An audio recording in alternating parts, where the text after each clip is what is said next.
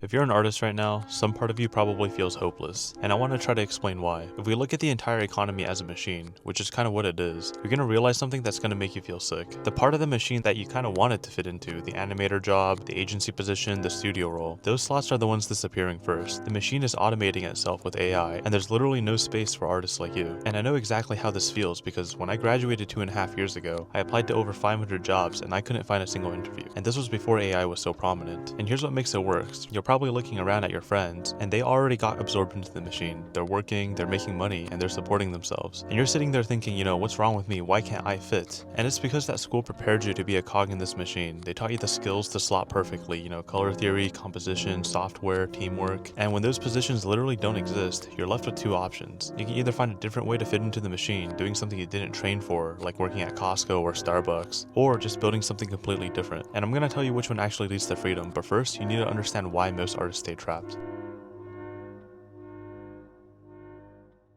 When I was living at my parents' house, applying to jobs every day and getting rejected from all of them, my mom actually suggested that I work at Costco. And I remember thinking and feeling kind of angry, like I just spent 4 years and tens of thousands of dollars on an art degree, and I'm gonna just end up working at Costco. It just didn't feel right, and I felt like a complete failure. And I was severely addicted to video games because at least in games I could make progress, and then when I played, I forgot about how shitty my life was. But in real life, nothing was really moving forward. And if you're in that position right now, I need you to know that it's not your fault. The system set you up in a path that no longer exists, and when you're in high school and going to college, they told you that there'd be space for you, but then they closed the door. So now you're stuck trying to figure it out on your own, copying what you see other successful artists do, posting on Instagram, posting commissions open, and building a portfolio website. But here's the problem, you're copying what they're doing now before understanding what they did before, and you don't even realize what you're actually trying to build. Because here's what nobody tells you, the people working inside the machine will never truly be free. The machine owners only pay workers enough to survive, never enough to quit. Because if they paid you enough to leave, you'd probably leave, right? That's why the retirement age is around like 67. They want to extract as much labor as possible before you're done. But for artists, you actually have the option to build your own machine, a business that makes money without you being inside of it every single day. The problem is that nobody taught you how. As I already mentioned earlier, art school taught you technique, and even business schools teach you how to work in someone else's business. Neither one teaches you how to build your own. So what ends up happening is that you end up stuck, you're copying tactics without strategy, and you're posting without a plan, just hoping that someone buys from you. But selling art online isn't like getting discovered. It's e-commerce, it's business, and business has rules that school never taught you, especially when you're trying to sell things online. Things like how to validate what people actually want to buy before you make it, how to position your work so it solves a problem for buyers, or how to build a system that generates sales without you having to create content 24/7. And that's what I did. I started on Etsy to validate my products, and then I moved to Shopify, and I never became a content creator to make sales because I learned the business side first. And that's basically what I'm teaching on this account, the e-commerce fundamentals that art school left out. Email marketing,